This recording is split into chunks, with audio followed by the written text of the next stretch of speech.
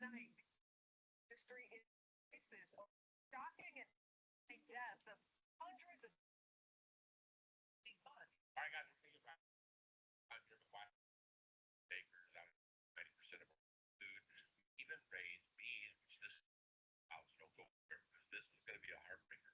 Okay, we are getting of no return, right? We poop in buckets and we teach people how to live a sustainable life off the matrix, away from the grid. Okay, you only participate when you want to, right? Where many people are participating 100%. That's what we do here on YouTube and social media and at our university.offgridwithdougandstacy.com. Today's story is super alarming, y'all, and I hope you're paying attention to this. I'm going to keep putting it in front of your face. All the political figures going based on the U.S. News just got the report here. Honeybee deaths hit a record high as scientists scramble to find the main cause. And I'm going to show you the main cause. The video's over. Main cause that everyone. Honeybee deaths hit a record high in the U.S. Unprecedented loss of colonies, pushing beekeepers close to ruin as scientists scramble to identify the main cause of huge decline. Beekeepers have reported 16% colonies on average over the winter, according to the ongoing Project APM survey that covers more than America's bees. And just for the record, I am not a proponent of managing bees the way America does. This enormous rate of decline is higher than record reductions last year. In fact, to be the biggest loss of honeybee colonies in U.S. history, Scott McGarvey. Operation out of bees by year's end. Wide-reaching.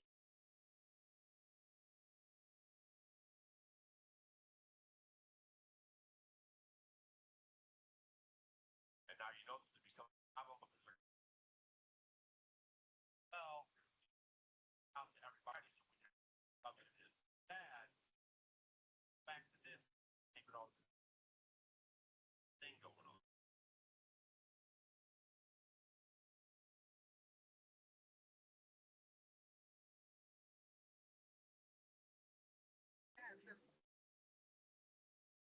I think how this the U.S. has been.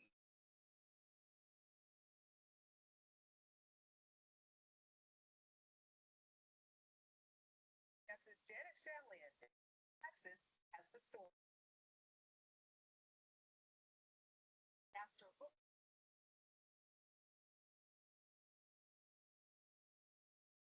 Thousand people. Police have tens of thousands have turned up dead.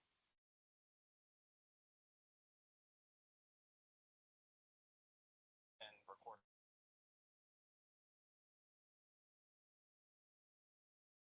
Desert Creek. Several other. It'll change the that's a pretty statement. Huge. I mean, 80% of cannot survive, cannot pollinate, and need to produce.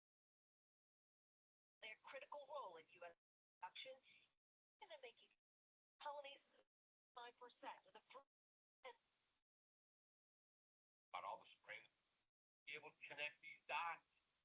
The only reason why they're ramping up was out. They think in time saturated, not even being honest.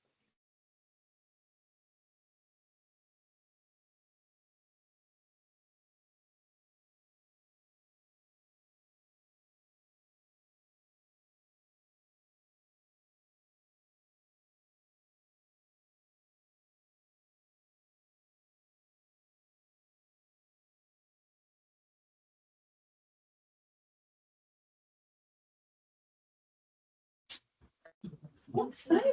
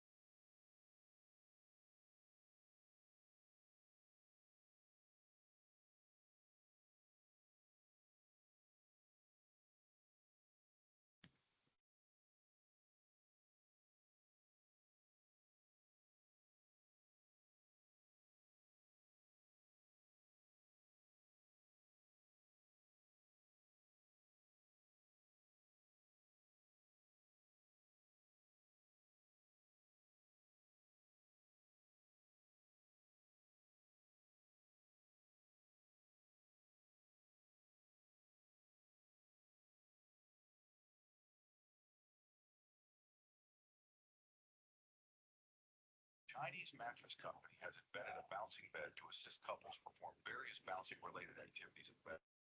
This Dutch guy, known as the Flowing Dutchman, competed and showcased his strength with an Indian Gada that weighs 32 kilograms. He managed to do 50 reps. Keanu Reeves hanging out with a homeless man in West Hollywood in 1997. Who's your favorite celebrity? How this eagle protects its eaglets from freezing snow using its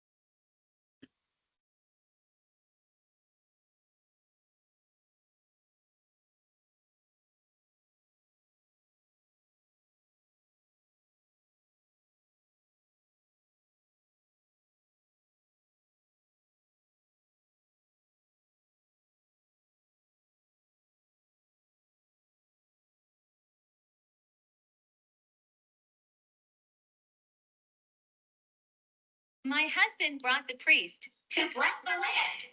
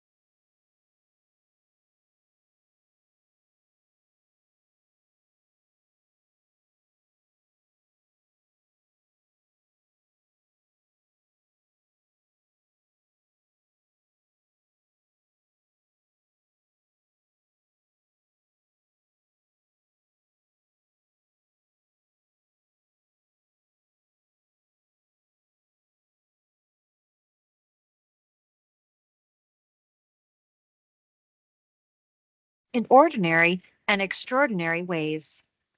I remember the first time a cashier scanned my groceries at the supermarket. I was newly married and my daughter was overdue for a nap. Then I heard the beep and then another. Before I knew it, we were on our way. It was like magic. From farm to store and across the globe, the barcode set the stage for digitized, reliable, and transparent supply chains. And what happened next was even more incredible. It was the middle of the night, and I was about to have my first child. I was so nervous and exhausted. The nurse came in when it was time for my medicine. She explained how a simple scan helps keep me and my baby safe. It made me feel like I was in good hands. And so was my son. Over decades and across industries, GS1 standards have forged powerful, lasting connections that touch us all and help keep us healthy and safe. Connections between businesses and their customers, between doctors and their patients, and between the physical and digital worlds. My daughter was turning 6, and the toy she wanted was sold out all over town. I didn't want to disappoint her, so I did some research online. I needed trusted information to be able to shop with confidence and surprise her on her special day. It was all worth it when I saw her face. And when I helped her scan the barcode on the toy, we learned a lot, and she had even more fun playing with it. GS1 powers the innovation that makes moments like these possible. And we're not done yet. Next generation barcodes will deliver greater benefits to businesses, consumers, patients, and society, unlocking new possibilities for a brighter tomorrow by supporting sustainability efforts like reducing food waste and contributing towards a circular economy. For 50 years, GS1 has brought industry and people together to create the standards that make our world more convenient, more connected, and even more fun. Working together as a global community, we are committed to making our next 50 years every bit as transformative as our first. GS1, 50 years of transforming tomorrow. Well, here we are. Some of us have been waiting for this for a year. I'm sure you'll all be aware that we had our inaugural GS1 in Indaba last year. And a year later, we're sitting here and it's becoming one of those events that we're all looking forward to. So welcome to everybody and thank you for making it. We've got you in this room this morning and also some of our members online. I'd like to recognize some of GS1 Council members who are in the room with us. Maybe you can stand so that we give you a round of applause so that they know who you are. I won't mention names because I might not see others here, but if you're a GS1 Council member, and please stand up so we can give you a round of applause and say thank you very much for supporting the event.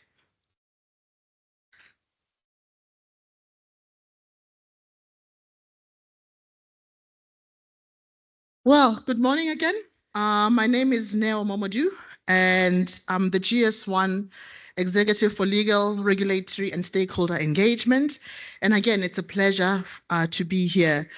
We have a packed day today where we'll have insights, we'll have people sharing information and inspiration.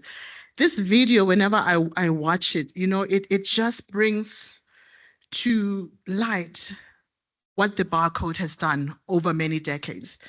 Some of us grew up in times when you go to the shop, Zintle always tells this story very, very well, where you'd have this till that looked like a typewriter, right? And they had to type everything.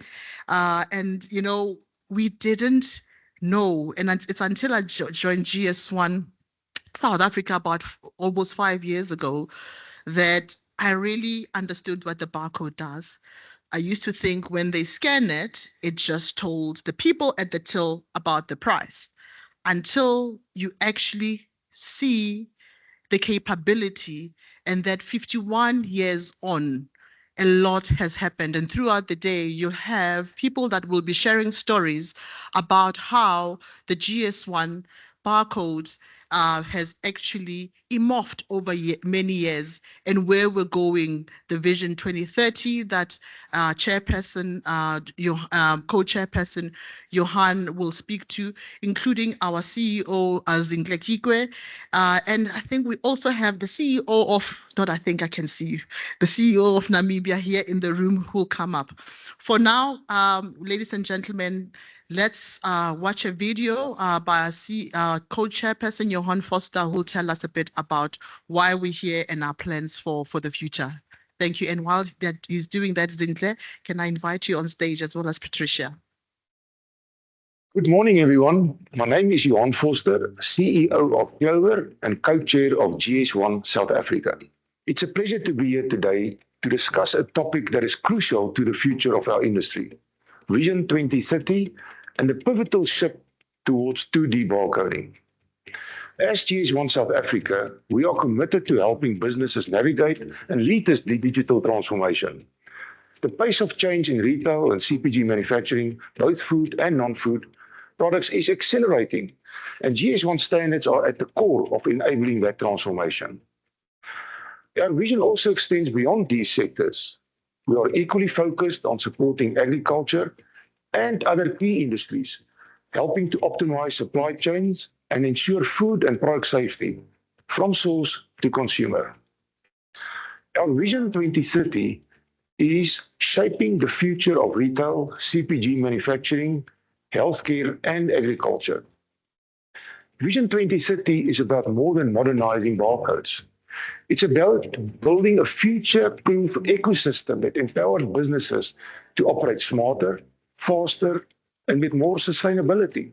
Whether you're in retail, CPG manufacturing, healthcare, or agriculture, the need for transparency, efficiency, and trust has never been more urgent.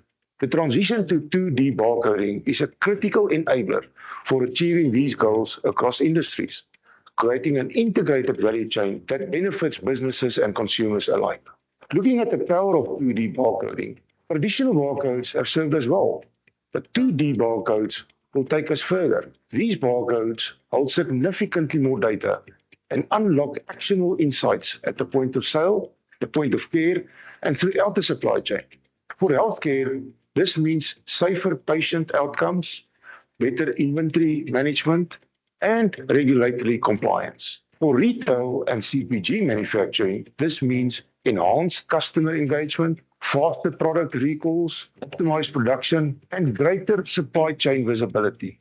And for agriculture, this means full traceability of produce, improved food safety, and assurance to consumers of the quality and origin of products. GS1 South Africa's strength lies in its neutrality. We are a trusted, independent platform working across sectors and supply chains to provide globally recognized standards that level the playing field for all, large and small.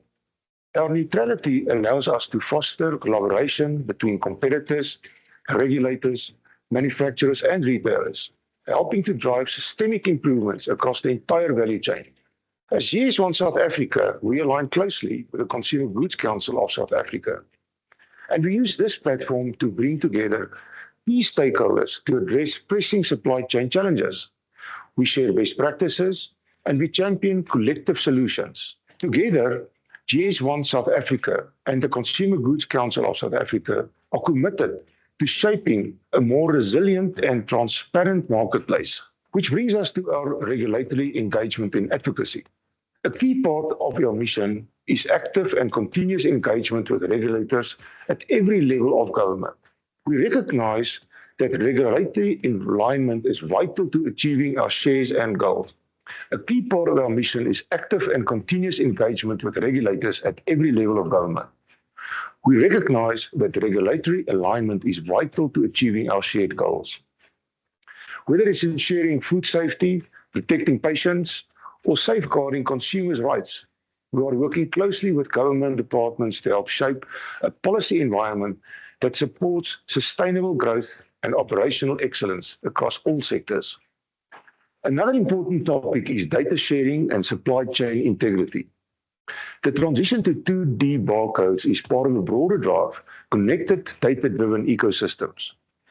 This is about building trust and accountability, enabling faster, more targeted product recalls, strengthening anti-counterfeiting measures, supporting regulatory compliance, and best practices. This will give consumers and patients confidence in the products that they choose to buy. In a recent survey, almost a third of respondents stated their organizations already use 2D barcoding. And another almost 40% said their organizations are currently in discussions and planning about how it will benefit their businesses, which is really encouraging. Finally, as a co-chair of GS1 South Africa and CEO of Clover, I believe GS1 Vision 2030 strategy is more than a compliance requirement. It's a growth opportunity for every business in this room. By embracing this transformation, you position your organization at the forefront of innovation and operational excellence. I therefore encourage all members across all retail, CPG manufacturing, healthcare, agriculture, and all other sectors to seize this opportunity and be part of shaping a safer, more resilient, and digitally connected future. GS1 South Africa and Consumer Goods Council of South Africa stand ready to support you as trusted partners. And we look forward to deepening these collaborations and engagements as we roll out further initiatives. Thank you for that. I'm going to invite Zinhle and Patricia to come on stage. And while they're coming up on stage, you know, it's you would have seen that the theme for this year's Indaba is transformation, transparency, trust, and transformation. And it's not just a slogan.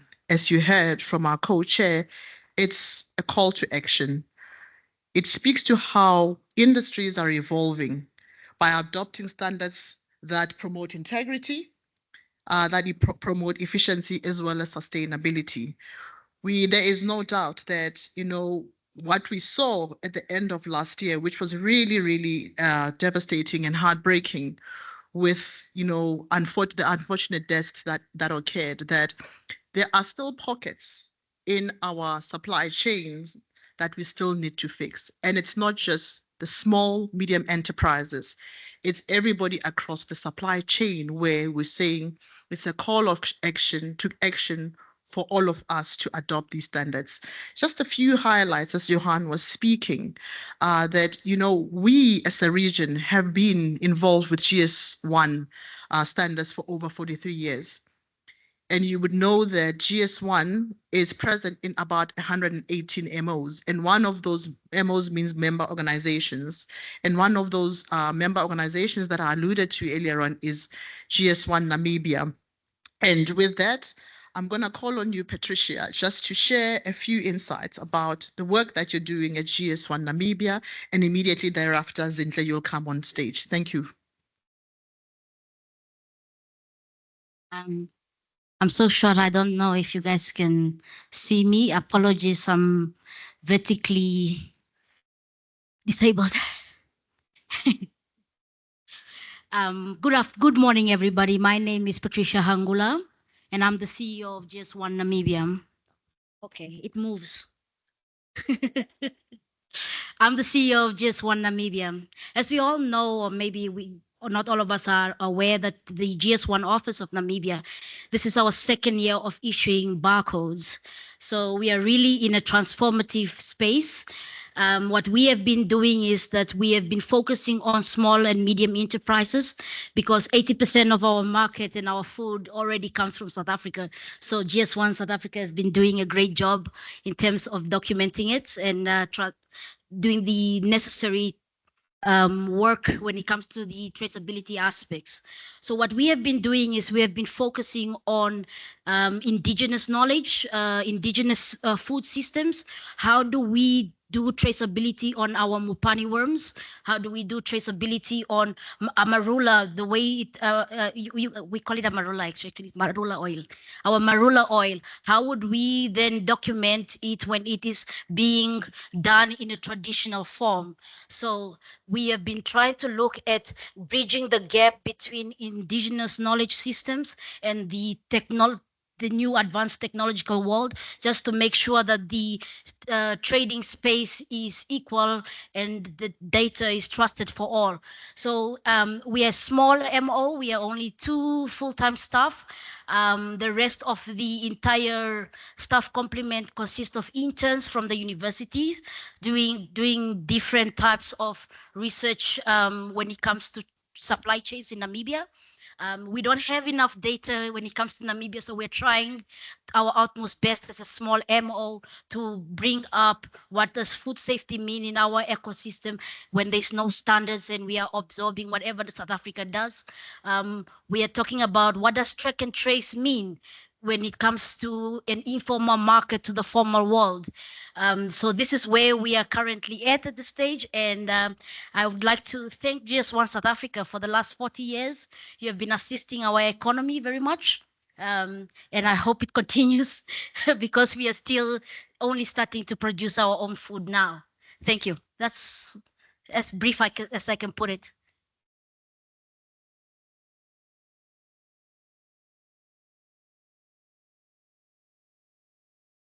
Thank you very much, Patricia. So it's a great pleasure for us to have Patricia here with us. We've been on this journey with her for a couple of years. We have helped as GS1 South Africa with the setup of an organization in Namibia. It's been such an exciting journey to be able to spread the work that we do into Africa. While she's not the first MO that we have served as GS1 South Africa, we have worked with GS1 Mauritius, GS1 Kenya, Uganda. So we are really a global organization, or a regionally global or local, as the GS1 Global will call the organization. So with that, thank you very much, everybody, and welcome to our event, the GS1 South Africa Indaba 2025. It's a great pleasure for us to host you and have you here and share this exciting news. You're really exciting about Vision 2030, as you heard from Johan this morning. It's really exciting. There's a lot of opportunities, a lot of growth. There's a lot of exciting developments that are happening that you're going to experience. So if you are on this journey with us, hang on, hold on tight, because you are in for a really, really exciting ride. Firstly, I'd like to apologize for Johan, who could not be here. He extended his apologies. He's busy traveling, unfortunately, similar to Garrett Ackerman, who's our co-chairperson for GS1 South Africa. They wanted to extend their apologies. They would have loved to be here, but unfortunately, they couldn't make it. But really, we'd like to thank Johan for taking the time to do the video with us, because he really wanted to share his experience as a CEO of Clover, of what they are doing in the organization, so that we can see the real work that we are doing. So with that, I've got a speech written, everybody, so I'm just going to go through to that. So again, it gives me a great pleasure to stand in front of you this morning to explore a theme that is so important and could not be more relevant for our rapidly evolving world: transparency, trust, and transformation. And how, as GS1 and GS1 standards are a driving force behind these pillars. As Nell has said earlier on, we all know the barcode, and we just never really understood what happens behind those barcodes. As children, we only remember those price stickers where people would have to tag the prices. So 50 years ago, this phenomenon of a barcode came through in America and in South Africa. This shows you how South Africa, we are game changers from an African perspective. We are revolutionary. We go in for technology. So in 1982, which is literally 43 years ago, we were able to bring that technology here in South Africa. So as GS1 South Africa and across our global community, which is about 118 MOs, we know the foundation of today's commerce is visibility, trust, and data integrity. Whether you're a multinational organization or a small township startup, your ability to identify, trace, and trust your product is really important across the global value chain. And it's not only for your operational efficiencies or consumer safety, but also really important for regulatory compliance and ultimately for your business success. For you to be able to trade and trade better, you really need to know the value chain of your product from farm to fork. So let me share this exciting news. GS1's barcode is scanned every single day more than 10 billion times in the world. So that has really been such a big phenomenon. And to understand that this humble invention that came 50 years ago with a chewing gum that was first scanned in Troy, Ohio, in America, has become one of the 50 inventions that changed the global economy. And that's not according to me, that's what the BBC says. So it's really a phenomenal invention, and it has been evolving. So this barcode connects the physical and the digital world. So you can then know, you can trust that what you are seeing and feeling and touching is what is really shown in the digital world. So this enables faster checkouts. Retailers will know that. Consumer have a better experience. I mean, you know when the point of sale, you need to be checking out as soon as possible, as well as efficiencies and automated supply chain. So this little white lines and black, we're gonna change it to the 2D soon. If you are left behind, you're not gonna be able to scan your product. So come and talk to us. Today we have an exhibitor who is printing these 2D barcodes, who's been around the world, who has come here into South Africa to showcase, because they go around the world in all the MOs, testing, piloting the printing of the 2D barcode, making sure that they are efficiently and operationally functioning at the point of sale. As I said, we are not just standing still, we are evolving and we are moving forward, and boldly so. So we're not shy about what we do. We've been really shy for a long time. Now, earlier on, as the GS1 council to stand up, those members are really hard on us. They've been saying, you're not putting yourselves out there. You're not showcasing who is GS1 South Africa. Nobody really understood what is the barcode is about. You need to be out there so that people can understand why and how do we really operate. So that's why we're bold. We're taking up space and we are moving to the new generation barcodes. This innovation merges both the QR code as well as the traditional barcode, unlocking new frontier of transparency.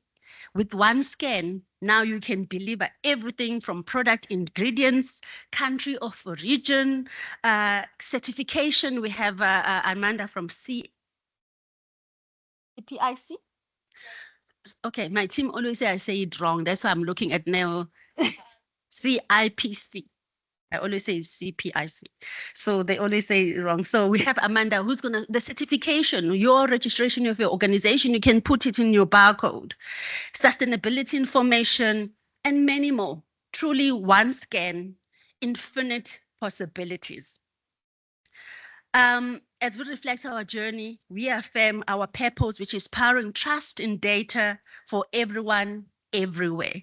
This is not just a slogan, it's a commitment from us to you as you use our services to support all users of all sizes in their digital journey, as well as their regulatory compliance, to focus on industry needs that are common across the supply chain and the sectors, from retail, manufacturing, healthcare, agriculture. So those are all the sectors that we are just operating in South Africa, but we have a capability of operating in all 21 sectors in South Africa and 25 sectors across the world. So this is again to strengthen the digital relevance of GS1 standards through trusted identification, connecting data and identity, and sharing the future of data sharing. This, as a neutral organization, we share data with all retailers, with all manufacturers, with all regulators. So we share this data. We know it's a trusted single source of data. The barcode as your ID or the product ID. So this Indaba for us is not just an event. It's a platform of action and inspiration. I'm hoping after today, you're going to leave here inspired, energized, and focused and excited on the journey I don't know. Can you still hear me? Yes. Okay. On the journey that you're going to be taking, a place where our members from large corporates to small emerging enterprises in all sectors, retail, manufacturing, healthcare, agriculture, and now mining. We're getting into mining. We are exploring opportunities in the DRC. We're working with the government of the DRC to look and say, how do we track and trace minerals? So we started this journey last year with them. It's been exciting. So that's where we're going. At the same time, we're helping DRC set up GS1 DRC, similar to what we've done with Patricia and what we've done with Mauritius and Kenya. So we are expanding. I think one thing can tell you, we're not saying we're going to harbor all the information. We can do it. We want Africa to come on this journey with us. There's only 25 MOs in Africa out of the 118. We are really working hard to make sure that Africa is able to really play in the supply chain, in the global supply chain. We participating through Michelle on the Vision 2030 as a strategic direction, and we've put the African agenda on the table. You know, in these global organizations, sometimes they do forget about Africa, and they have this big map where they're showing where the GS1 barcode is used or where there's presence, and Africa is gray, with a few here, us in the south and Namibia, and a few there up in the east as well as west and in at the top. So there's a lot of gray areas and opportunities for growth for Africa from how do we enable the African Free Trade Continental Agreement, the movement of goods. You know, we're talking to the DTIC about how these trade negotiators, when they are negotiating about these products, how do we efficiently make sure that the border management is done? You don't get to the border and you have 300,000 pages of documents when you can just have it on digitally. So that's exciting growth that we are and opportunities that we want to come to us to unlock the value of the standard and enhance automation, resilient and interoperability across our supply chain. So thank you so much to our sponsors, WRCTA, as you can see them earlier on, they've been on this journey with us. KitKat and all the Pick and Pay, as well as all the other speakers and our exhibitors. We'd like to thank you for always trusting us and coming on this journey with us. We want to invite more. And our exceptional speakers, the lineup we have today is really amazing. Both those that are here in person and those that are online, thank you for taking the time to come here and who bring deep insights and perspective to help shape our collective future. So I invite you to engage fully, share your ideas, explore opportunities, and connect across the industries. Let's build a stronger, smarter, and more trusted ecosystem together. So with that, thank you for being here and hope you enjoy us. And later on, Michelle and I just going to expand to say what is coming through, what's our exciting development with Vision 2030. That's going to be approved by GS1 Global in May this year. Once it's approved, we're going to be implementing it. We are ready. Our board has already approved it because we needed for it to get to the GS1, it needed to be approved at all global, local levels. So our board has approved it. They're happy with the direction that the globe is going, and we've been really key in making sure we're shaping where the world is going. With that, thank you and enjoy the day. Thank you.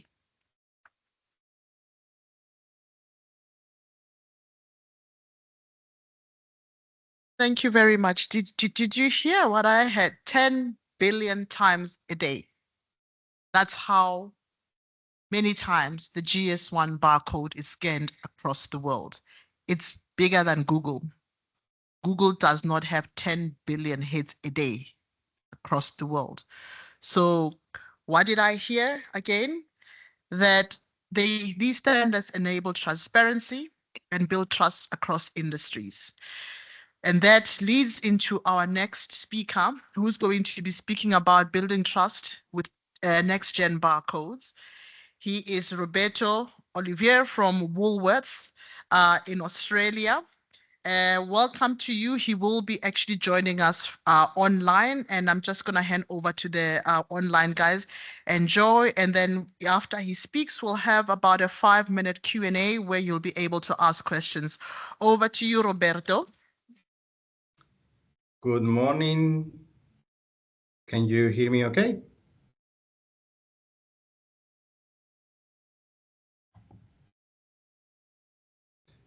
All right. So, um, thank you very much for your time and the opportunity to take you through what we have been doing over the last few years here in Australia. My name is Roberto Olivares. I'm a senior project manager here at Woolworths.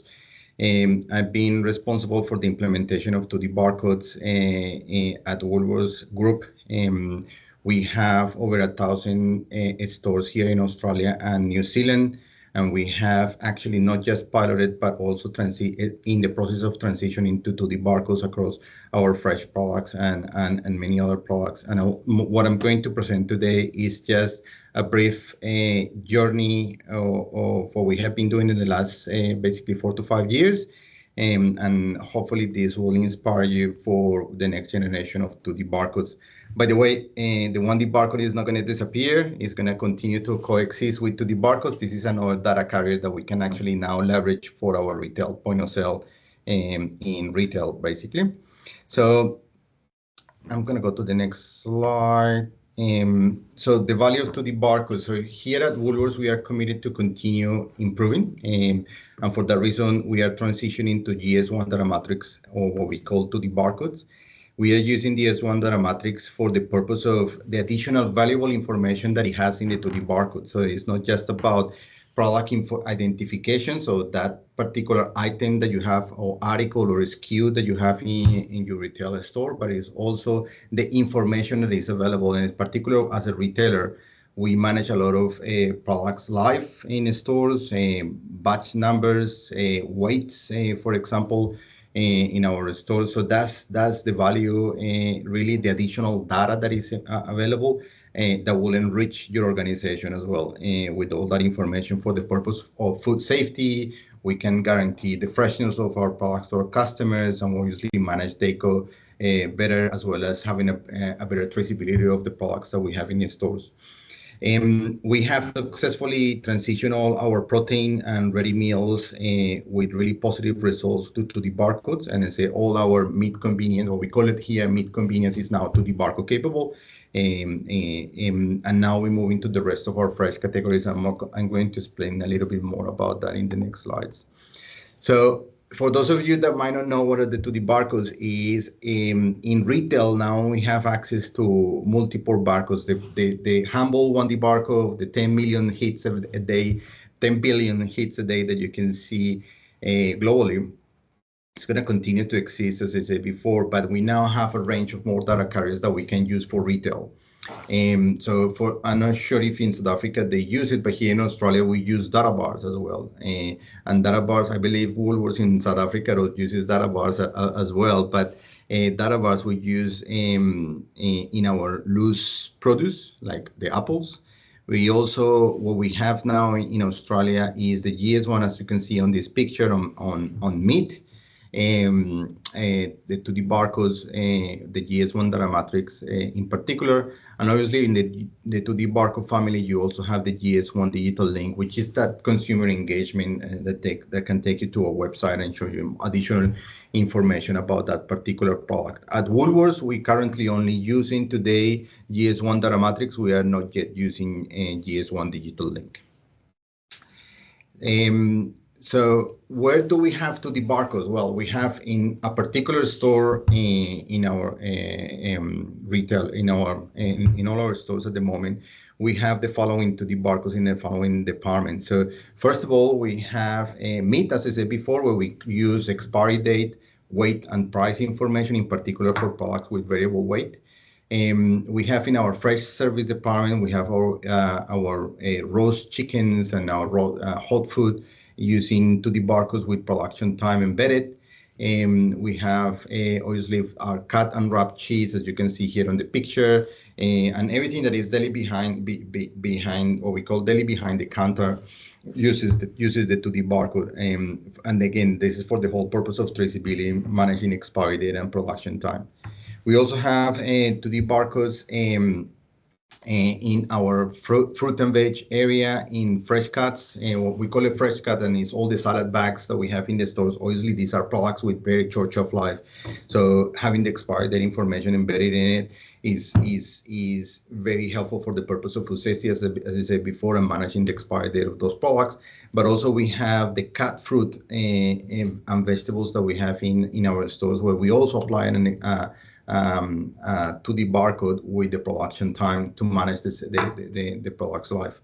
We also have in bakery to the barcodes, and also in medicinal. So some of the regulated products in healthcare are already coming with to the barcode, so we can scan those and again use the expiry date information and the additional information that is embedded in the to the barcode.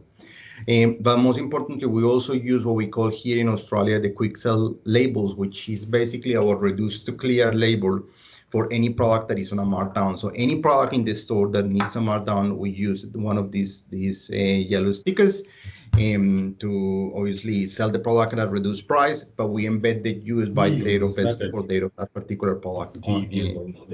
But that thing is not happening. It was just fighting. Was that Sorry? really left? Question? Then just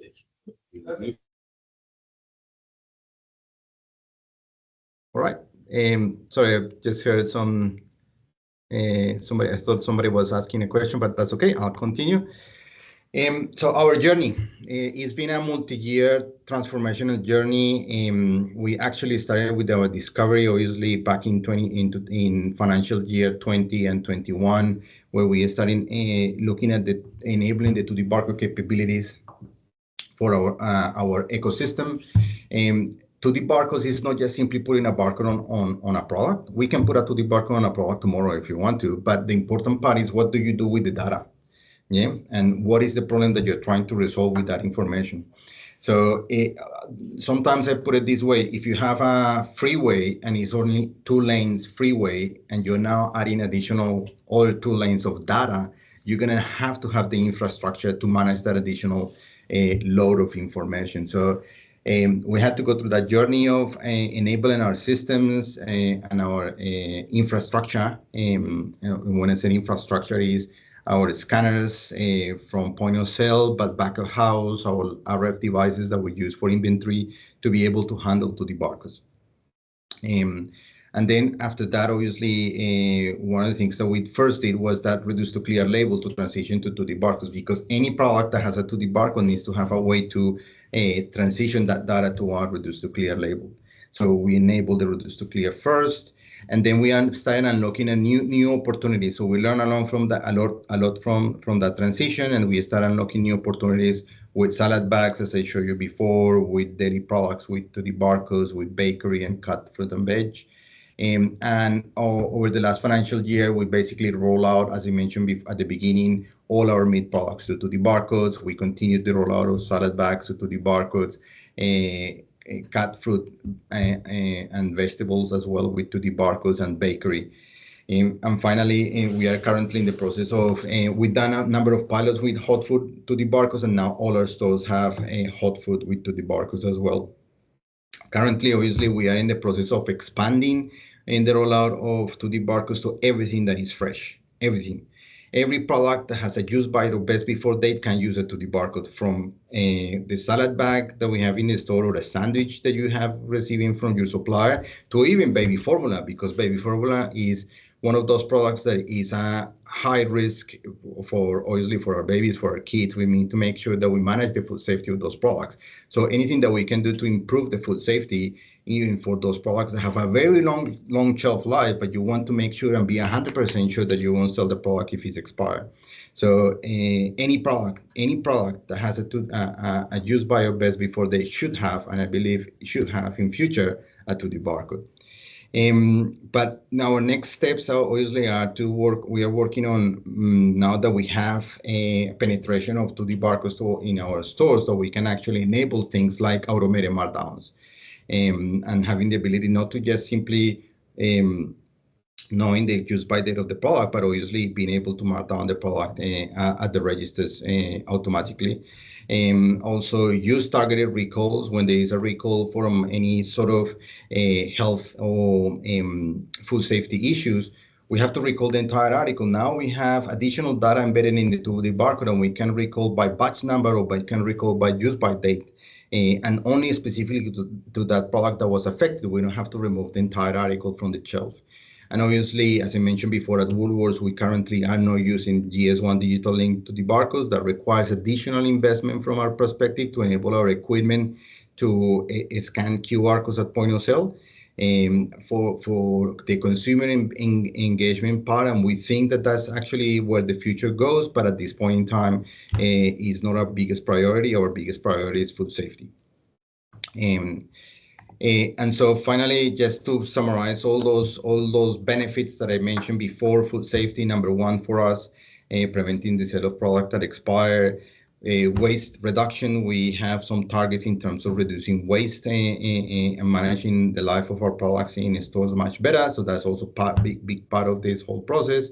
Expiry date management, we are able now to have inventory by expiry date. We have now inventory by expiry date in our stores with meat products and our hot food as well. So we actually can manage our inventory by expiry date in your stores. The live validation of online customers. So when a product is bought online, our online systems now interrogate the date of the product, and if the product doesn't have sufficient life, is not added to the basket to the customer. So the customer, we guarantee the life of the product to our customers 100%. Obviously, productivity will eliminate manually entering dates on devices and things like that, because the dates embedded into the barcode, so there are benefits from productivity and a traceability as well, as is mentioned before, with the product recalls and withdrawals.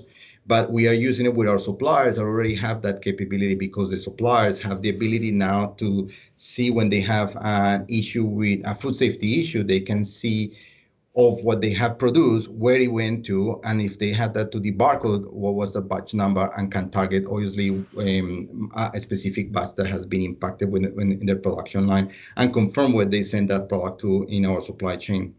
And obviously, the last one for us is the consumer engagement. As I said before, it is important, it's part of the future, but it's not a priority number one for us. For us, it's obviously all the other six above, as I mentioned before. So hopefully this gives you a good picture of what we have done so far here in Australia. So key considerations, just to finalize my presentation. So key learnings. Now that we move into an on-demand printing barcodes, this is the big difference. It's not just about having a barcode on packet. It's the data that is embedded on the barcode. So now it is important not just to make sure that you have a barcode, but that the data that is embedded in the barcode is correct. So data encoding is very important, so that the use by date and best before date that you are encoding into the barcode is correct. The print quality of the barcode is right at all times. So that requires the correct maintenance of the print heads for suppliers, and obviously the verification of the barcode in the processing lines to make sure that the quality of the barcode is good for point of sale at all times. The application of the barcode as well is important. To the barcodes need to be flat. All barcodes need to be flat on the product, but to the barcodes, and you see it in other instances, such as QR codes, need to be flat and need to have a white background to make sure that they always is kind of 100% at point of sale. The barcode size matters, so too big is not good, too small is probably could cause you problems as well. So there is an in-between range to the barcodes. And GS1 data matrix is not just the same as data matrix. It's a very important part, because as I showed you at the beginning, the first picture, we have a pharmaceutical product where there has two to the barcodes. One is used for the purpose of identifying the packaging during the processing line to be able to ensure that the product that is within the packaging is correct. And the other one is obviously the GS1 data matrix barcode that is for point of sale and contains all this additional information for the retailer. And obviously the printing, the POS scanners capability, not all the scanners out there, and there will be a lot of solution providers that say that 2D barcodes that the equipment is 2D barcode capable, but it's not just a big 2D barcode capable, it needs to be high performance, so that you can still scan 2D barcodes like 1D barcodes. And obviously, as I mentioned before, your business ready transition to 2D barcodes is important. It's not just about your scanner at the register, it's everything in your ecosystem in the retail environment and all the systems that are behind the scenes that also need to be able to handle those 2D, the 2D barcodes and the additional data. And finally, just implementation steps. Obviously, first of all, and this is what I've been saying to all the retailers that I had the opportunity to sit down and have a chat with around to the barcodes is first, what is your business case? What is the use case that you actually need to use to the barcodes for? And obviously, GS1 is enabling the ability to use to the barcodes for every retailer around the world, but every single retailer has a business case to look out to a problem that they need to resolve for themselves. So not every retailer is the same. We have similar issues, absolutely, but everybody had the different use cases to look out for. So that's number one. The other thing that we need to look at, that you need to look at, is understand the impacts in your ecosystem, processes, systems, and data, collaboration with all the retailer industry. So it's not just about the collaboration or internally within the organization. It's obviously with brand owners, with solution for providers, and with the industry such as GS1 as well. And obviously, packaging and work, we make a lot of changes for the packaging and work to remove the 1D barcode and to keep only the 2D barcode for our products, and to keep the 2D barcode in a position that is visible for our customers with the use by data, as well as easy to scan at the registers. As I mentioned before, the testing and the QA verification is important to make sure that that barcode is always good for point of sale. And just finally, my last point is that all of this is just a summary, and you can actually find all of this information in the latest 2D barcode at retail point of sale implementation guide. We work together with GS1 to develop that document, so other retailers, brand owners, and solution providers put their inputs on it to make sure that the retailers and industry can actually understand how to implement to the barcodes and what are the key considerations that they need to have. So the information is there, and I'm sure that the team in GS1 will give you the link to the barcodes at retail point of sale. This presentation is just a small summary of what is in that document, but it's just our I guess our journey here in Australia. So thank you very much for the invite, and hopefully this has been encouraging for you and for your industry in South Africa. Thank you.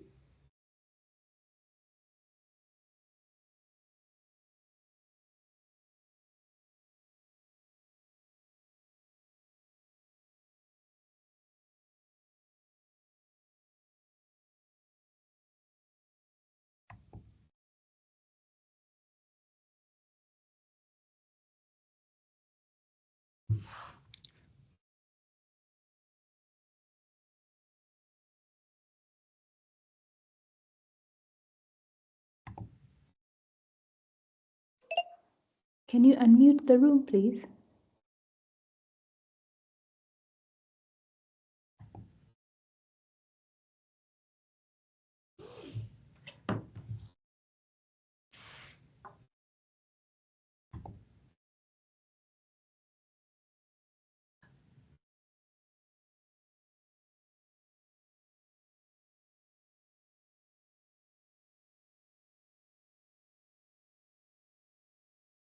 Can't get away from that, because I think, one of the things, the engagements that we had recently was with the Minister of Cooperative Governance, as well as the Minister of Trade Industry. And they were like, whoa, we wish we had worked with you guys, GS1 South Africa, before the unfortunate incidents. And it was not from a lack of trying from ourselves, but I think government and our regulators now are starting to see the relevance and the importance of a possibly moving to a state where the GS1 barcodes are recognized as, I'm going to use the legal term, either the de jure standards, where before any product sees itself onto the shelves, it has the GS1 barcodes. And what are those? The 7 attributes, the ones that I've picked up on are 4. Food safety. It enables food safety. waste reduction, consumer engagement. And I think it's our consumers are becoming so knowledgeable. And we ran a campaign at the end of last year where it was called Cheka Daide Reka Magoya, where issues of illicit, we're engaging consumers to use the barcodes to actually identify products, but more importantly, illicit. And also expiry date management, very critical. So before you go, Roberto, I'd like to find out both here online and here if there are any questions from the room. There is a question. We've got, do we have roving mics? Yeah, there are roving mics coming to you. We'll engage for about, we'll take about 3 or 4 questions and then move on to the next session. Please introduce yourselves when you take where you're from. We know you, but it would help. Hi.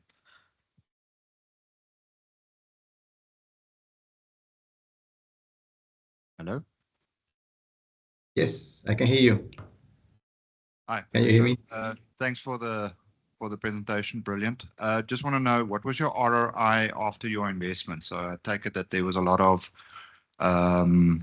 money that you spent to invest into 2D barcodes in your organization. How long did you realize the investment? Oh, and it's Marco from Pick n Pay. Thanks, Marco. Yeah, thank you for your question. Yes, we did have ROI. I can only share with you that we return our investment. Yes, absolutely. Otherwise, we wouldn't be here presenting this to you, and we wouldn't be expanding to more products. But I cannot leave you there because the rest of it is confidential information. Sorry. Hope that helps. Thanks for that. Any other questions? We have a question here.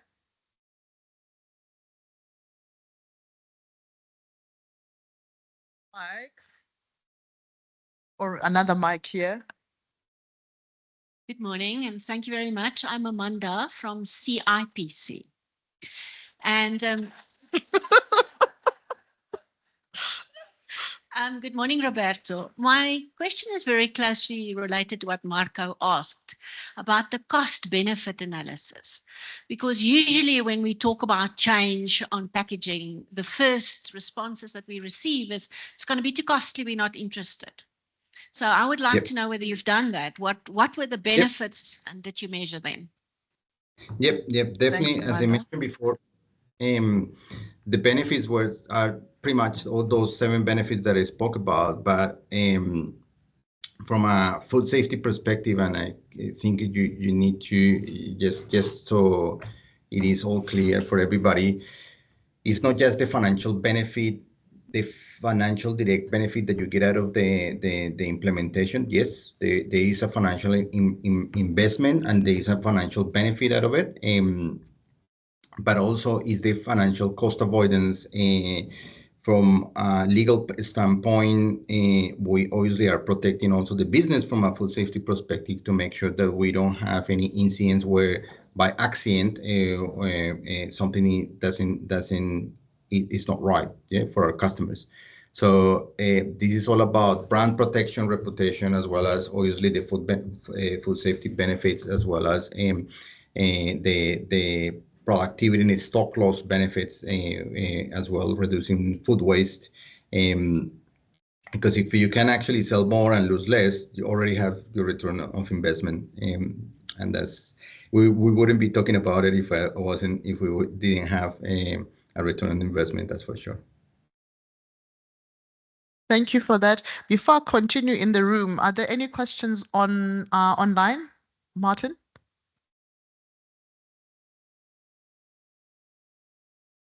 Doesn't seem like there are any questions. We'll carry on here.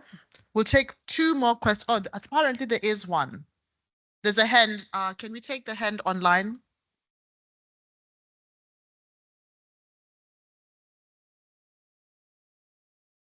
Nicola? May I go ahead? Yes. Yes, please, you may. Okay. Thank you, Neo, and thank you, Roberto. That was absolutely fascinating. I'm Nicola Jenkin. I'm the technical advisor to the CGCSA's South African Food Loss and Waste Initiative.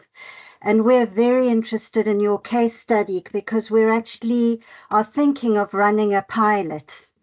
And it was really interesting to see the products that you looked at first. And if it's okay with you, I'd be really interested in engaging offline to just share some more learnings for our potential pilot. But I just wondered if you could delve a little bit more into or respond to the food waste components. Were you expecting, what were some of the potential losses, if you can share, even if it's just average percentages that you were able to save? Were there any surprises? Was it mainly due to product coming off too early or staying too long? I mean, if you could just comment a bit, that would be very interesting. Thank you. Yeah, no, that's a great point. And what I can say really is that one of the important thing is that currently, if you can imagine, I don't know how many products, but if you think about a typical store, you can have on average 350 articles to check the life of the product, visually checking the life of the product, in particular if the product has less than 15 days shelf life. And if you have to check every single one of them, you might miss one or two, and therefore not marking down the product proactively to make sure that you actually are able to sell that product before it actually runs out of life and you have to actually dump it. So what we now have is our systems. We have an inventory ledger by expiry date that is alerting our team members this product is expiring tomorrow and needs to be marked down. And instead of checking 350 articles, we only need to check 50. And those articles are the ones that are about to expire and need to have an expiry date. So we are efficient in the way that we are managing our expiry date. We are efficient in the way that we are proactively marking down our products, and we actually can sell the product before it goes into dump or waste. Definitely, there will be waste. This is not about having zero waste. Is the minimizing the waste. Yeah, not all products will sell. That's 100% clear. Is about how proactively and how much we can actually move the dial so that we can reduce that as much as possible. Just so to be clear, the investment that we had from a capital perspective, we were able to recover that only just through the food waste reduction that we had for all those products that we moved to the barcodes. Thank you. The good thing about this is that although Roberto is speaking from Woolworths Australia, GS1 South Africa as well, with the encouragement that the coach and CEO were talking about moving to the 2D barcode, we will be able to do all of the things that Roberto was speaking about. Two more questions and we need to move to the next session, please. Thank you. Thank you, GS1 for putting together such a wonderful event. And thank you, Roberto, for such an informative presentation. Xavier here from Statistics South Africa. Mine is going to be pretty short and sweet. I mean, we know that barcodes are pretty recyclable, meaning that over time, products sort of share the same barcode. And that can be good or bad depending on where you're standing. I mean, if you're tracing or analyzing a certain item over time as an analyst, and it sort of changes the barcode or is allocated to another product, that sort of creates some bit of issues. Would you say, I mean, I'm fascinated by the 2D initiative. Would you say that sort of will address such kind of issues and maintain some kind of consistency over time? That's a really good question. The key here is the standards, and that's why you have GS1 there with you. Using the GS1 standards, a GTIN should be unique for that particular item. And following those standards is important to make sure that you have a traceability of those products. For GS1 data matrix and 2D barcodes, we recommend that you have to have a GTIN, otherwise you will have problems like what you're mentioning, duplication and things like that. We follow the standards here in Australia, basically. Thanks for that. I think that's a very important question. They are not recyclable. That is the point. And on that, can I ask Michelle, who is the head of Global Standards and Solutions for GS1 South Africa, to explain that further? Thanks for that, Roberto. So big ups for Stats SA in the house. We've got a team of them here. So the question, the rules where GS1 has changed is that there is a non-reuse rule. So a person who produces any product cannot recycle the number. So we want to say the rules have evolved, and anyone thinking about putting the same barcode on a bread product, and maybe you diversifying and going to some toilet paper, could absolutely will cause havoc for the consumer, for the shopper, and for the retailers, and even for the online guys on how. So to Stats SA, if you want to use scannable data from point of sale, you can trust it because there's a unique barcode for every product across the 10 billion beeps every day. Thanks. And one of the things we are doing as well as GS1 South Africa is we know that there are unauthorized barcodes in the market.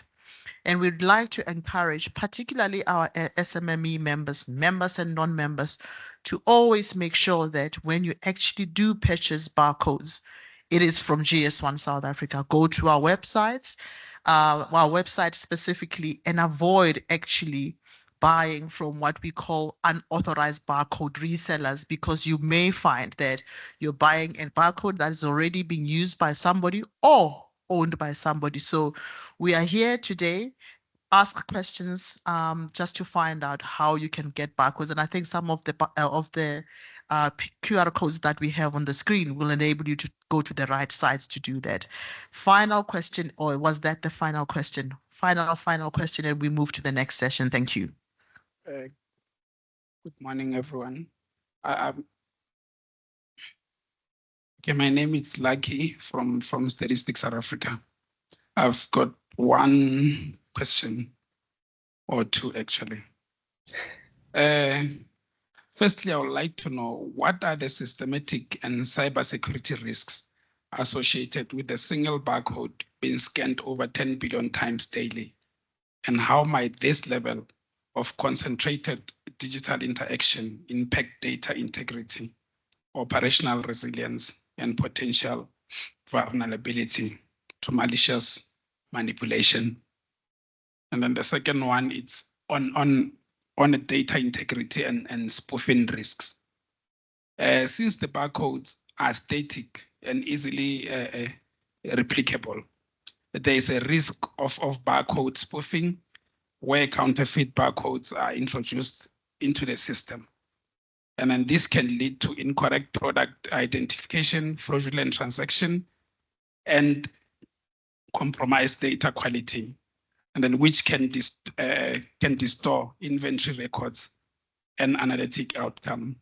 So I would like to know, irrespective of data integrity and spoofing risk regarding that. Thank you very much. That's a very big question to answer. Perhaps not for me to answer all of it in detail, but what I can say is, if you're following the standard, that's not exclusive issue of a 2D barcode. Will be with any barcode today, you could have that. What I will say is that 2D barcode allows you to embed additional data such as serialized barcodes or used by dates and batch numbers, that then it becomes more difficult from a fraudulent perspective point of view. So the use of 2D barcode will reduce the impact of security, but I think that question is probably more direct to GS1 to answer in more detail. But yeah, that from our perspective, we don't have that problem here. Michelle can expand further, but we would love to have a session with Stats SA and some of our regulators to demonstrate, come to our lab, see how things work, so that you can actually see the integrity that we keep talking about, that it's embedded in there. Over to you, Michelle. So I think that's a great question. Sorry, just one more thing. Apologies. I just wanted to mention that one thing that we do here is barcode verification reports from GS1. We make sure that every supplier and every product that is being coming to our stores, it has a valid barcode verification report, so we can confirm that that GTN is correct for that particular product. Otherwise, it's not set up in the system and it's not selling in stores. So that's why we don't have that problem. But if you have any other questions and you want to reach out to us, please reach out to GS1 South Africa. They will contact with our friends here in GS1 Australia, and we can have a chat in the future as well through GS1. Thanks, Michelle. Would you expand? Very quickly, so we can move on to the next topic. But the great thing is we have these massive registries called Verified by GS1. So if your product is not on that registry, for Stats SA, the SMME or retailer to check that that barcode's been issued to that person, that's where we are going. And then we really have beefed up our site security on those registries. It's a top of mind with Shane on our risk register. We have audits coming in across the 118 countries on the risk there. And we have really, really good stable REST APIs.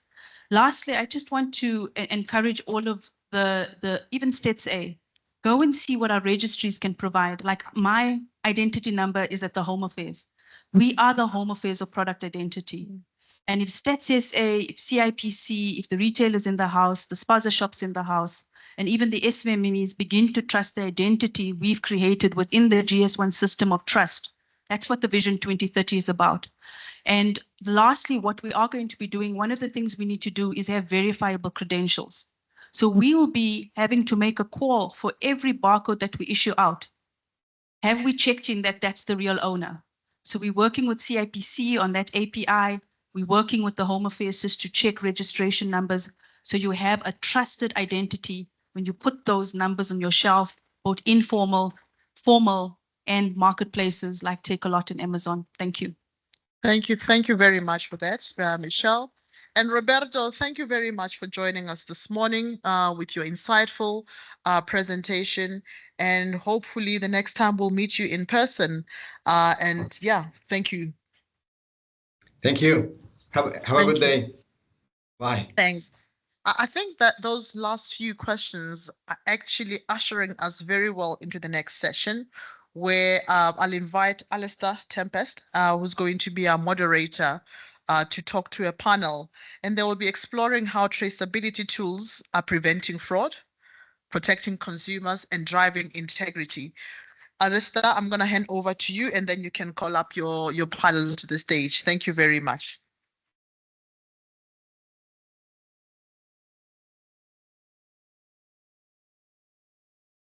Ladies and gentlemen, good morning.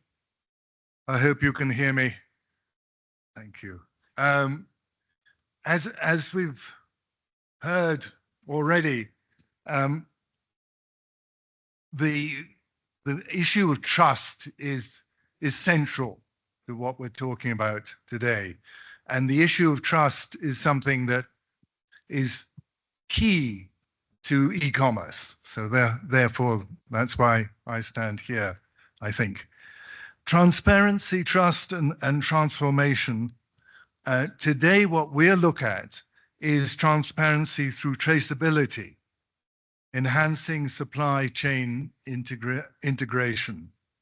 In a world where consumers demand more visibility into the products that they are buying, and businesses strive for more efficiency and accountability, traceability is no longer a luxury.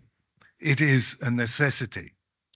If you think in terms of a e-commerce operation, an e-commerce shop or a platform, if they can't trace and pick out the products that they need from a warehouse, they'll never get anywhere. So it's incredibly important for us particularly. Today, I'm delighted to be able to introduce you to an incredible panel. We have a panel which represents agriculture, retail, e-commerce, and sustainability. What more could you ask for in this world today? Each panelist will share their insights for 5 minutes maximum, please. And then afterwards, we'll have a discussion. So I'm looking forward to this. Can I bring up to the platform Philip Osterhauser from the Red Meat Industry Association, Abby Nelson from the Consumer Goods Crime Risk Executive, looking at retail, obviously, Yaish Musa from Take a Lot, which is one of my major members, and Justin Needham, sorry, from Imagine Earth Sustainability. Gentlemen, my goodness, it's all gentlemen. Gentlemen, could you please join us?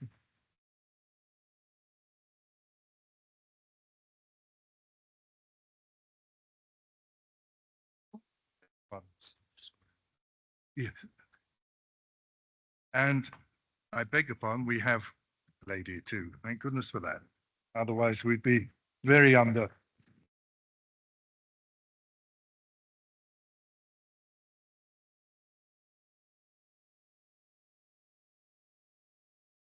CIC thing. Yeah, thank you.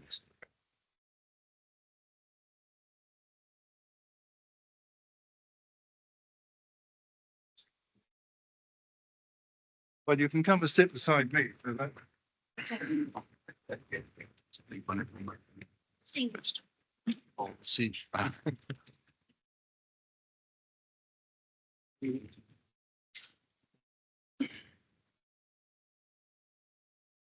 So, ladies and gentlemen, great, it works.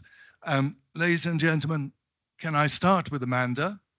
And then we'll go around the list. And I think actually, Abby, you're probably best to answer the end because you're looking at the whole crime risk issues.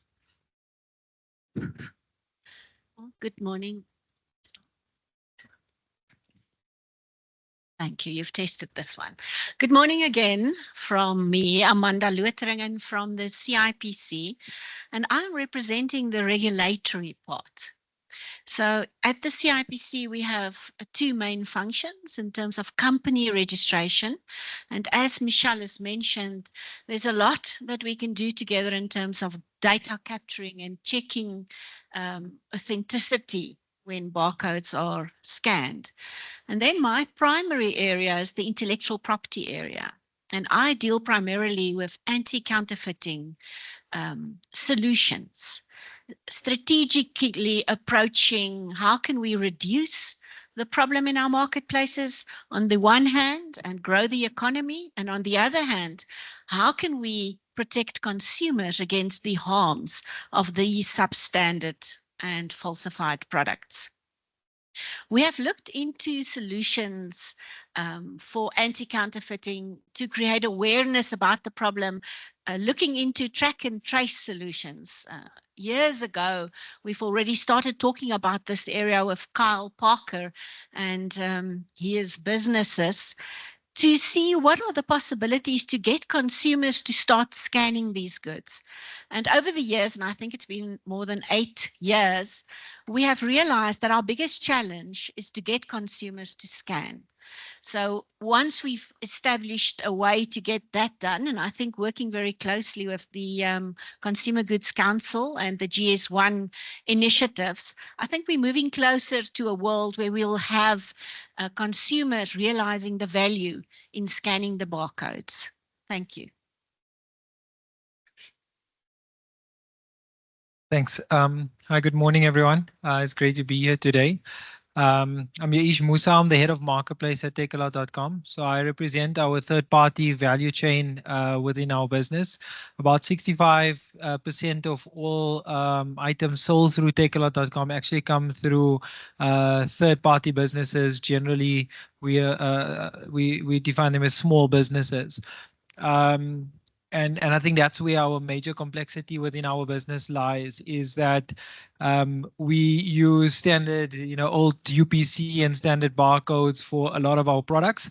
But once you bring in the third-party value chain, the complexity comes in being able to have good track and trace, being able to understand where did the products come from, what is the source of products. In the retail environment that we're working, it's quite important to know the exact source of the product, which region did it come from, which factory, and so on and so forth, to be able to engage with our merchants quite a lot. So we do speak a lot about counterfeits and authenticity, but there's massive value in being able to understand which regions the products were manufactured and how did they move, which speaks to a lot of sustainability and making sure we understand how products are moving across the world. When it comes to the marketplace, we have this added dynamic of where we are a source of development of new products, where products are actually being created for the first time and sold for the first time on a traditional retail model. So historically, what we would find is people would just create their products wherever they are and sell them to the consumers in a store and not really need to have these. But once you come onto the e-commerce platform, it's critical to have barcoding, to have track and traceability, just simply so that we know whose products are whose and we can pay the right people. And so within our business, we offer to allow sellers to create their own barcodes from scratch using Take-A-Lot systems. Those barcodes help us within Take-A-Lot systems, but where we're driving a lot more enhancement is to have a one single source of truth around what the product is, what are the functionalities, what is the features and benefits, as well as then the after track and trace. So our work with GS1 is to integrate as much as possible. So we've just finally finalized a data integration with an API, which allows us to at any point in time be able to check any product, be able to tell exactly what it is that we are working with, and then allow us to integrate those within our system so that merchants can have access to that same information, making sure that they communicate with consumers around the products as best as possible. Yeah, that's kind of a little bit insight into where we work. We and continuously development. I think the big drive for us next is to drive into 2D barcodes to allow, first of all of the compliance aspects to it, but to bring more consumer engagement to our products. We'd love for consumers to engage with the products in different ways, and having that kind of digital asset on the products probably the next frontier for us. Thank you. Thank you, Alistair. Good morning, everyone. My name is Justin Needham. I'm the Managing Director of a company called Imagined Earth. To give a bit of background, without barcodes, our business would not exist, quite simply. So we're involved in the waste space, and we collect and identify waste based on barcodes. To provide a little bit of context, the background from a waste perspective, there's a couple of challenges. One is weight, accountability, and accuracy. A lot of the reporting standards that are currently in place are based on weight. And if you take a pile of waste, to sort of make it very simple, there's a multiple number of producers that form the weight of that particular pile. What we are looking at doing is creating accountability from a producer perspective, and also reporting so that it's fairly administered across, so that the EPR fees are fairly administered across the value chain. So we take our lead from the global north, where deposit schemes are in effect. South Africa, a deposit scheme is not a new concept. We have a voluntary scheme that SAB and Heineken run, where you pay a deposit upon purchase. And when you return a particular item, you get that deposit back. SAB is producing up to a 95% collection rate on that particular scheme, which is quite staggering, which means that 95% of quartz bottles that are put to market are being recovered. And we are very much advocating for the same scheme to become formalized for single-use items. To give you a little bit of indication with regards to deposit schemes and their growth, in 2016, there were 38 jurisdictions covering 280 million people. In 2025, there are 60 covering 357 million. In 2027, there will be 70 covering 641 million people. And in 2030, there will be over 90 covering 1 billion people. That means 1 billion people will be reliant on barcodes to ultimately receive back their deposit, on reporting systems to provide information back to producers, and to actually make the consumer experience convenient. So barcodes become an essential part to how we view the waste management industry. The last point I'd like to make is the longevity of the waste management industry at the moment. If you look at the textile crisis, the ability to track and trace items after sale is becoming more and more critical. So, and having the ability to do that at multiple points allows various textile recyclers to ultimately recover and repurpose those particular garments. So the requirement of being able to track and trace for longer periods of time and have that traceability is very key. Thank you. I think this one works. Thank you. My name is Philip Westhuizen from the Red Meat Industry Services. It's a pretty new company mandated by government and industry to build solutions and to implement it for the red meat value chain. Red meat value chain including small-scale farmers, auction houses, feedlots, and abattoirs. So we've been busy with this for the past 2 years now, and to a great extent, one of our easy tasks and projects at the moment is to implement the traceability system for all livestock in South Africa, including cattle, sheep, and goat. So that's pretty easy. 13 million cattle, 22 million sheep, and who knows how many goats out there all over South Africa roaming around to get a traceability system in place for two major reasons. The first one is the management of diseases. Currently, the outbreak of foot and mouth once again. So that's the one part from a risk mitigation point of view, and the other one is for market access. Market access both locally, specifically for the emerging or the informal sector into the commercial sector, and then for the export market. So we've got a pretty big ambition to increase the exports, beef exports, very specifically from the current 4% to 20% by 2030, which will be sort of the saving grace for our industry to a great extent. And without proper traceability on an international standard, we will never be able to get into the proper markets where we need to get our beef into. We've got a great product and so forth, but there's a lot of limitations with regards to traceability. So we'll never get into the markets where we're supposed to be.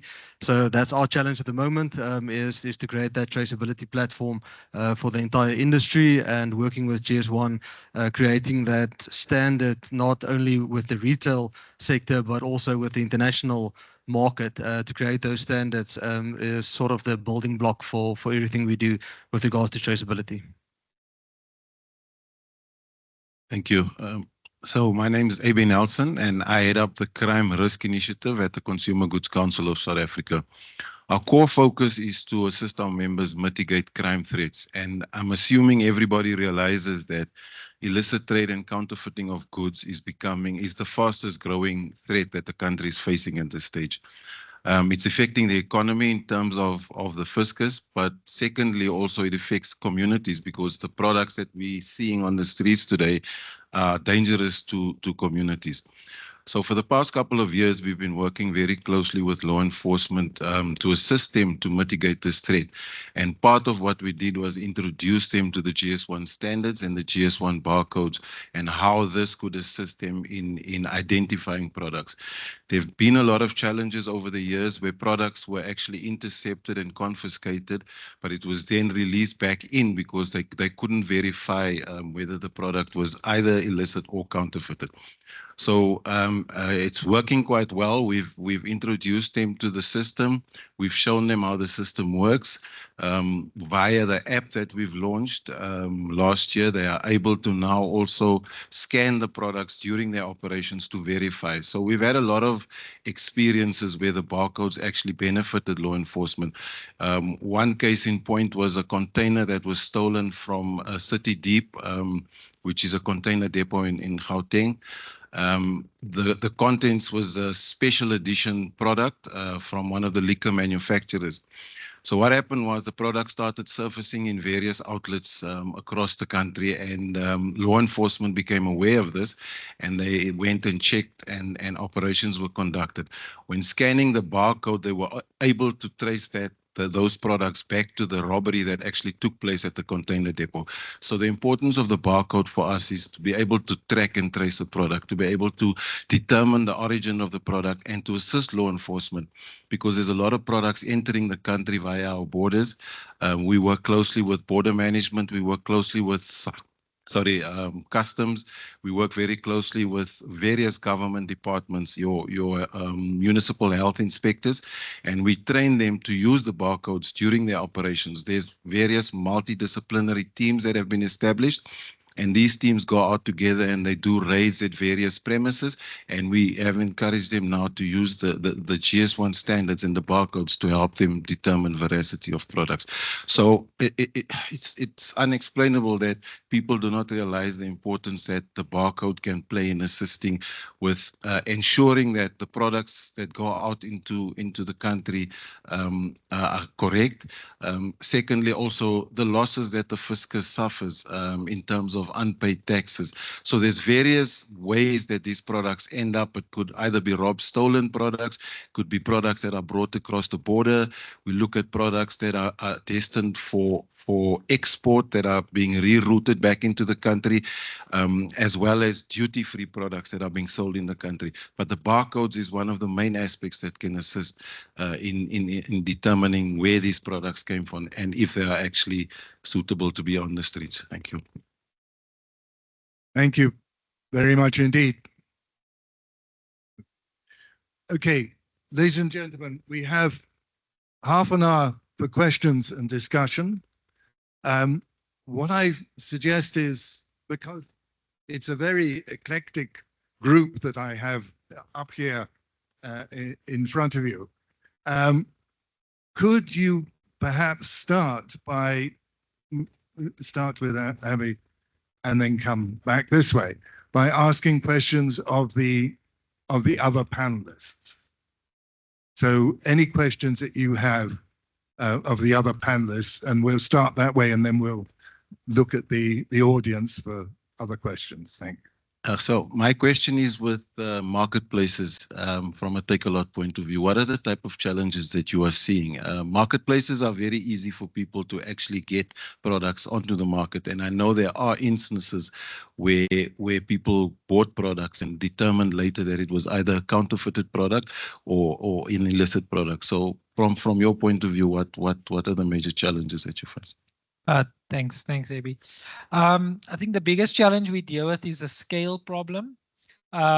We deal with a lot of products and a lot of merchants all at once. So currently at the moment, we have around 16,000 active merchants trading on the platform with well over 5 million products, 2 million of which are in our DCs at any given point in time.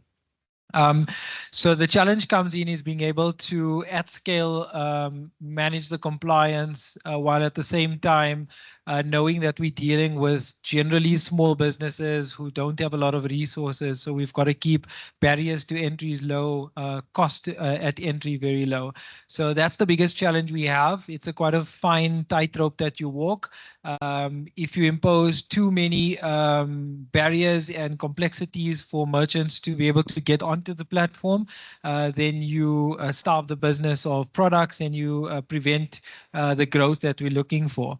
On the other hand, if you are too lax with regards to compliance and not enough checking, you get overwhelmed by merchants, and undoubtedly you will get the bad actors that come into it. So I think that the first challenge we deal with is a scale problem, being able to find the right balance between enough checks and balances that solves for the consumer and for compliance, but doesn't overly burden the merchants and prevent the growth that we're looking for. So yeah, we deal with those challenges in two ways. The one is by thinking, I think, uniquely around these solutions. So like I mentioned, we have our own barcoding creation service within the platform, which allows merchants to come and create a barcode. But then we have to do parallel checks to make sure that the source of these products are actually legitimate and that you meet the right criteria. We balance out between knowing where the risks are. So we look at certain categories for us are a lot more risky. So anything that's food related, anything that's health related, that's when it starts to become a real risk when it comes to human consumption. But we also have information knowing certain categories are much more likely to be counterfeited, like toys, certain clothing and the like. So the solutions lie in I think nuanced rules around different categories and being able to deal with them. And I think the last thing that we have is that we just know that you have to be fairly reactive. We are kind of leading the way when it comes to e-commerce marketplaces in the country. So a lot of these challenges are brand new. As we come up with a new rule, someone finds a new way to circumvent the rule. So we've got to be very reactive, very fast to being able to identify potential issues, very quick at quarantining the products, taking them off the shelves, and then being able to resolve them. So yeah, it's a difficult one to deal with, especially when you have this openness in your marketplace that everybody knows that it's simple to come on board. That's part of our value proposition that inherently invites some of the wrong actors. So yeah, those are the challenges we deal with. And our drive is to bring like global compliance to everything, whereby it's not this at the moment today. It seems like this huge leap for a small business developing products out of their own facility, out of their back, garages. That's what we deal with. It seems like a huge leap for them to say formalize and get barcodes. That's today the world that the sentiment is, and our drive is to, as much as we've democratized retail and allowed anybody to get access to it, I think the same way our drive is to democratize compliance, democratize these type of features so that it's kind of the standard and not a difficult challenge for anyone to uphold. Yep. Philip, your question. Mine is sort of a comment/question. One of our biggest challenges is the change management with regards to digitization, specifically in the agri sector. If you look at a farmer on farm level, we're not only introducing GLNs or barcodes or digital record keeping systems and so forth. That's sort of the nice part to create those systems and to introduce it. Is the change management, is to say that 30 years ago the status quo is not the status quo anymore, and we have to go digital. I mean, for us as panelists now, assume everybody in the room, digitization is sort of by default, and we want to get it faster with regards to the digitization process. But if we go too fast, we're going to leave a lot of people behind and a lot of companies behind as well. Let's see a farm as a company as well in this instance. So that's sort of our biggest challenge by far, is we need to skip from a black and white TV to a smart TV, but there's steps in between. We don't have time to actually go through all those steps because we have to get to the future very quickly. Otherwise, we will not get to the export markets. We will not get to the sustainable position where we need to be. So that's sort of, I think it's a question, is how do you actually deal with that? Is it to a great extent to try to get to, in our world, 45,000 odd, let's say, commercial farmers and at least 5 million small-scale farmers trying to do the change management and the education and so forth. And you have to start literally 30 years ago to get that process through, to get the adoption on these digital platforms? Or is it just a pure factor of get on board or you're not going to make it in the next 10 years, which is not a nice way to say it, but choose your battles. We see it that way. So that's sort of our biggest challenge. So if somebody has some advice, please help. Thank you very much indeed for that comment. It is something that we've been looking at a lot.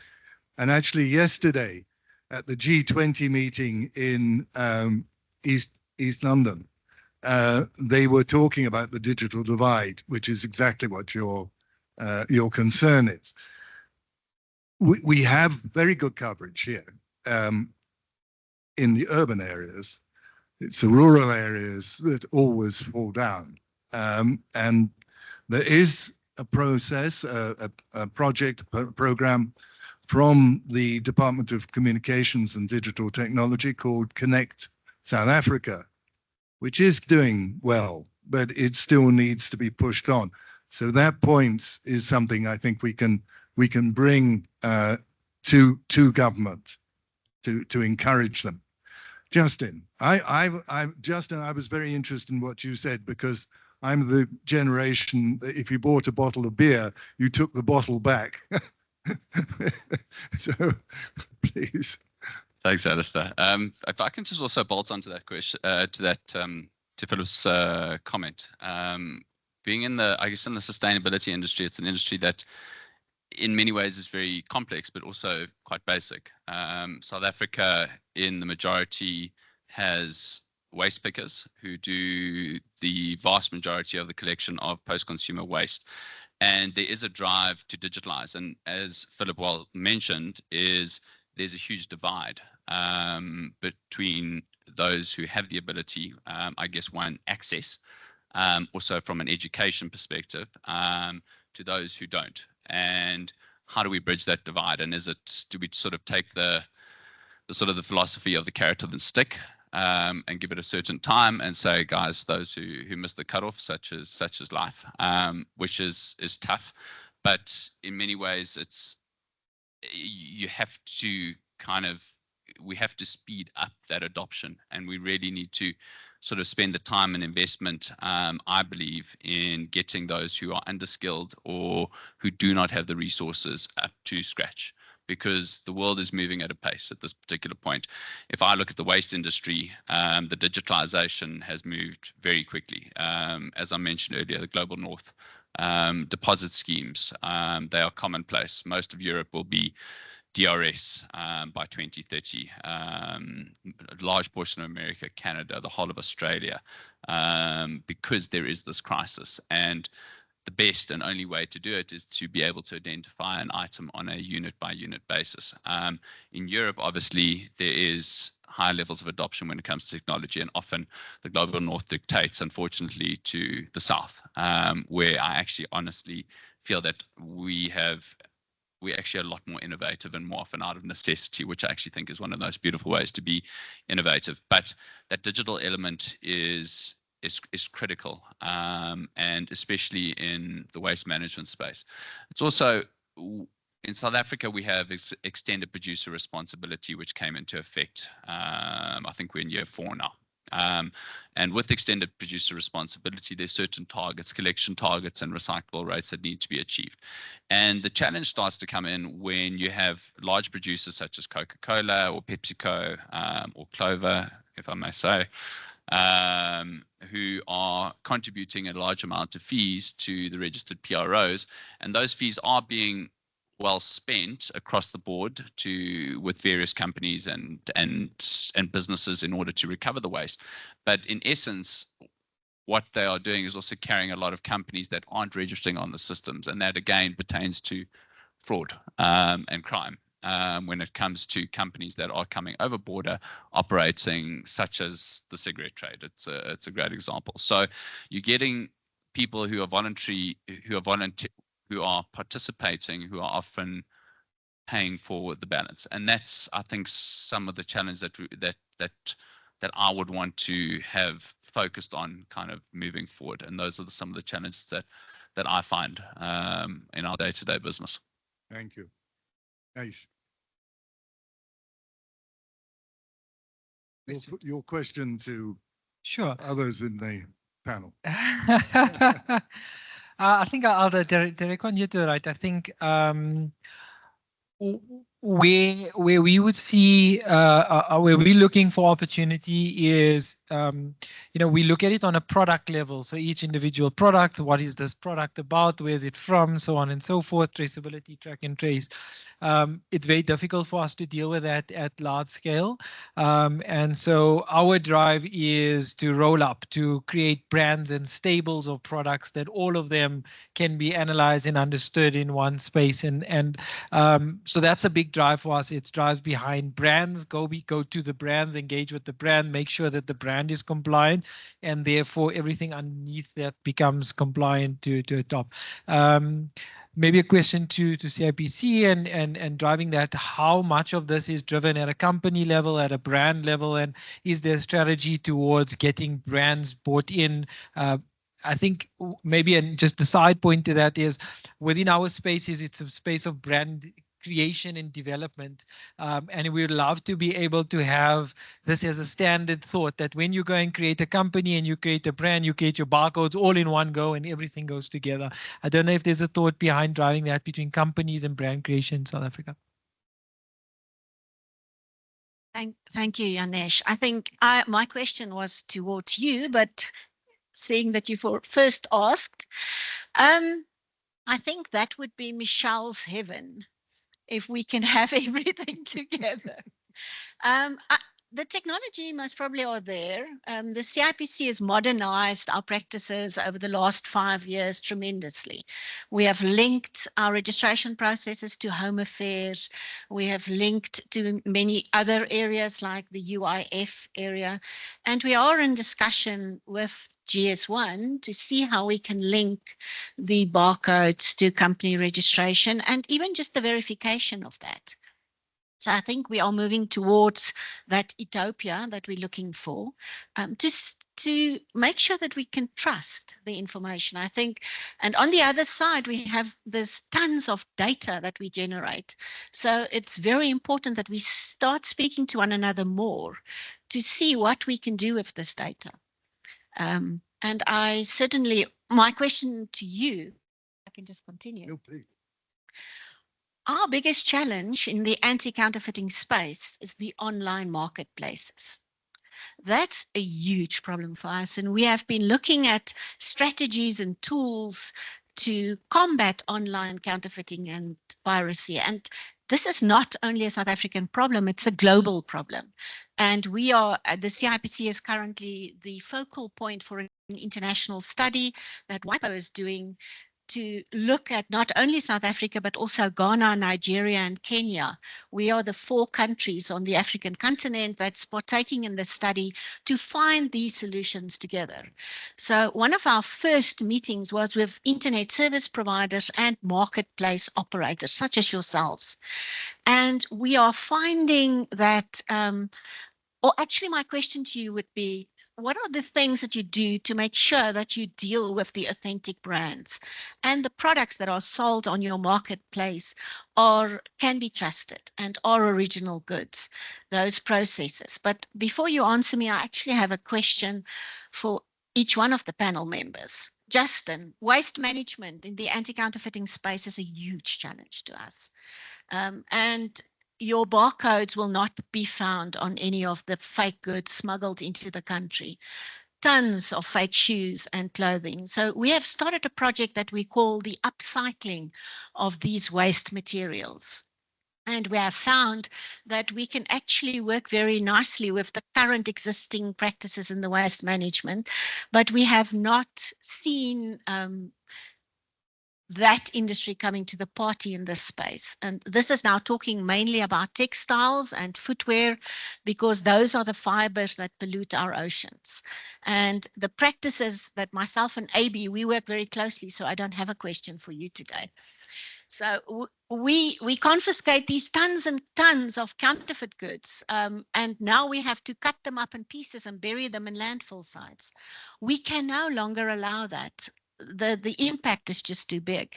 So I would like to understand, if you look at this industry of the fake goods that we confiscate and that we store, what would be your solutions to that?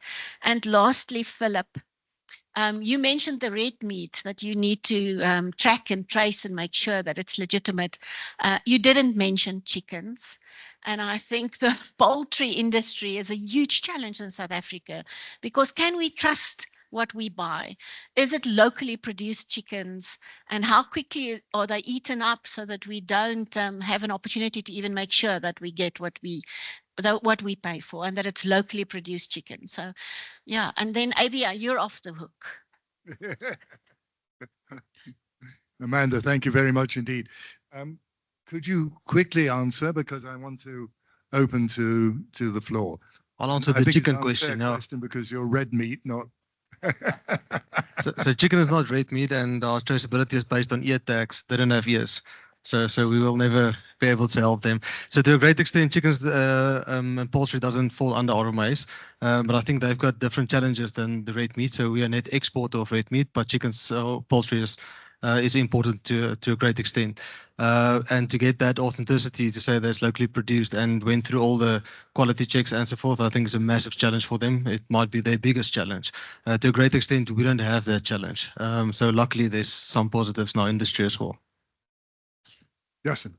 Amanda, I definitely don't have the answer to that question because it's a complex problem. Especially in textiles, because you're 100% right, the track and trace is very difficult. From a technology perspective, there is technology available globally that you are able to recycle textiles.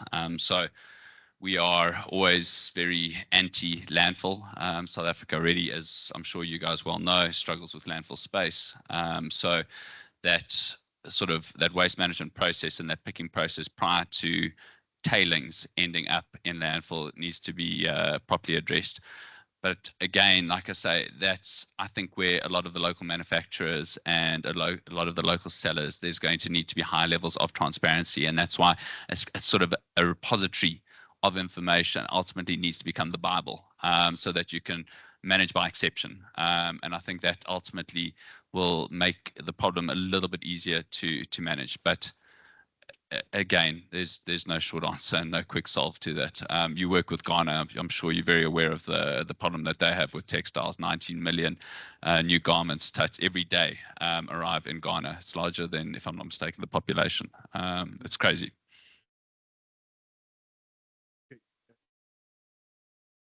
Yeah, I think just to touch on that, I think the valid point is our approach is to work with the brands, with the originators of the products. A key part that we're driving towards is transparency. Provide us, we as a retailer, like in the middle of the value chain, towards the end of the value chain, so we cannot bear all of the responsibility for everything that's come before it's got to us. So our work is with the brands, with the manufacturers. Be transparent around your value chains, around where you're selling your products, around how they're moving, so that we can be informed. And I think that's the biggest plea that we have to brands.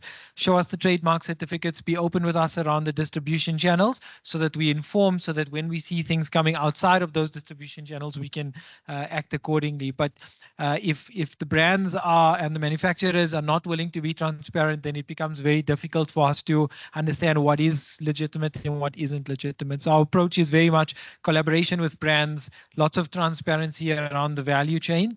And I think it's a balanced approach between technology, which is using systems integration, and then sometimes it's just go back to first principles and check things and go, do things manually. You just got to do it. That's the way of the world. That's our approach. Thank you very much indeed. Ladies and gentlemen, it's your turn to ask questions. I'm standing up so I can see everyone. Other right at the back, gentleman in blue, then.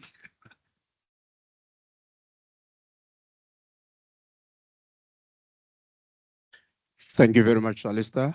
Katlaho from Consumer Goods and Services Ombud. Mine is a comment/question to Takealot. Online transactions has been one of the biggest contributor on consumer complaints following COVID. The biggest challenge that we are picking up on the complaints is the third parties.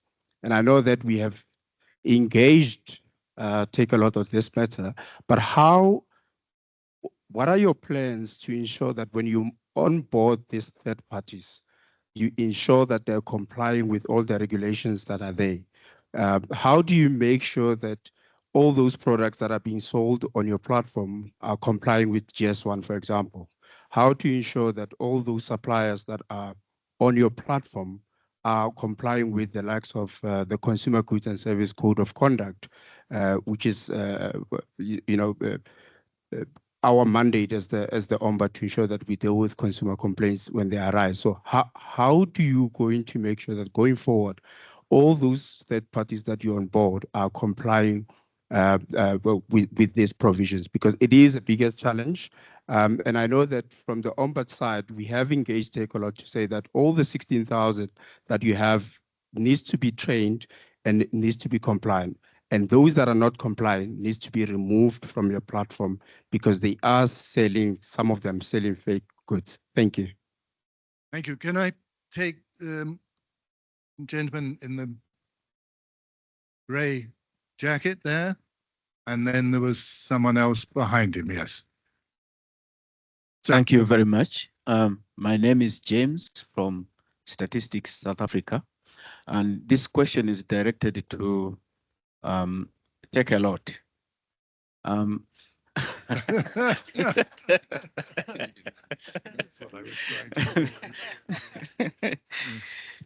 Have you ever encountered a situation where you came across a duplicate barcode or a product code? And if so, how did you handle it? Thank you. And there's a gentleman behind you. G'day, sir. I've got, please don't take photographs, Matt. Thank you. Your camera might break. My name's Eric. I do business with Take a Lot. So we'll come to Take a Lot just now. But I just want to say thank you so much to Michelle and Martin from GS1 for all the help that they've been giving us in terms of the challenges that our brand has had in the marketplace. In terms of Take a Lot, we were approached by Take a Lot to put the brand into their business. We sell in the pharmaceutical industry, and we're relatively big in the pharmaceutical industry. But a gentleman approached us, and we've accepted. One of the positive things I'd like to say is that our brand was being sold on Marketplace and Take a Lot, but not through our business. It was sold through a cosmetic house company that sold other people's brands as well. And I think it was Marketplace. I'm not sure, sir. I'll speak under correction, Mr. Musa. You also gave them barcodes to go onto our brand. And this is where it was picked up. So we were approached by Take a Lot, and we've now got the brand on Take a Lot, and it's actually going very well. But the other thing I'd like to make a point is that they have a new system in Take a Lot, which we've just done. We've registered the brand and the trademark of the brand with Take a Lot. And we have now instructed them to remove other companies selling our brand on Marketplace and Take a Lot. And I want to commend you for that. So nobody else will be able to sell our brand unless they get permission from us, because we're the owners of the brand and we're the owners of the trademark.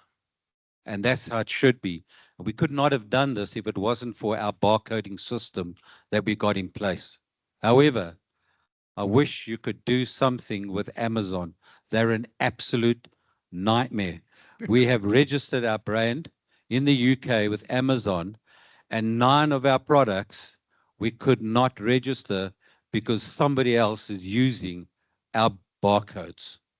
And we're still waiting for it to be rectified. Thank you. Thank you. I'm going to take one more question. We've got 5 minutes.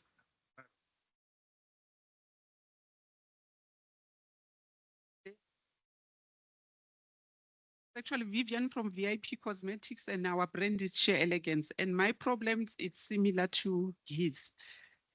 I've got one of our customers, obviously, I think he's selling our products through Take a Lot, and he's like, the price is like kind of 4 times the original price. So we feel that it's actually damaging our brand, and we can't even trace that particular person. So can you please help? Sure.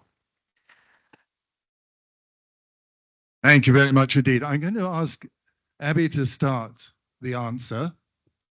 And then, yeah, thank you.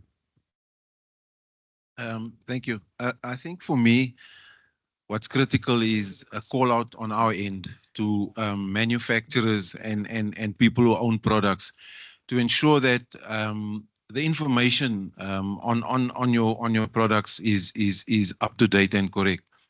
A lot of products are on the market. You scan the barcode and you get minimal information, and that makes it hard for you to determine the authenticity of the product. So there's a call out on my end. I mean, you guys are asking these questions in terms of your products on the marketplaces, but you have also a role to play to ensure that the information behind that barcode or behind that 2D barcode, when we eventually get there, contains the relevant and important information that's required so that we can minimize and prevent those type of situations, as was raised earlier.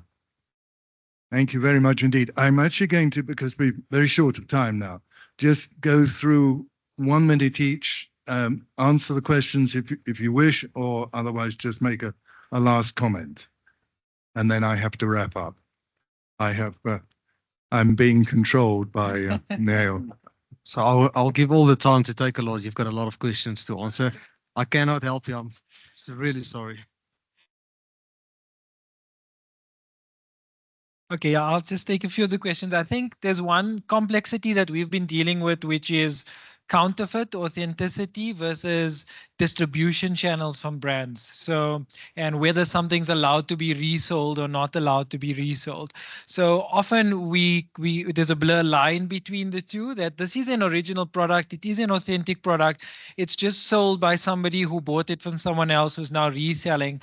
That's a complexity we deal with. I think that needs to sit in maybe a different channel in terms of distribution channels. Those are agreements between brands and how they wish to put their products out. It speaks to the brand program, and that's more of a commercial model to allow brands to grow without having resellers on the platform. But we launched the brand program in January last year. The very first objective was to deal with counterfeits, is to make sure that anyone who's selling something they call a brand, because it's very difficult to counterfeit something that's unbranded. We deal with on our marketplace a lot of generic things. It's a thing in a bag, and whose is it and what is it is very difficult to tell. So yeah, I think we deal with distribution channels in one way, and we deal with authenticity in a different way. But ultimately, both of them require good collaboration and engagement.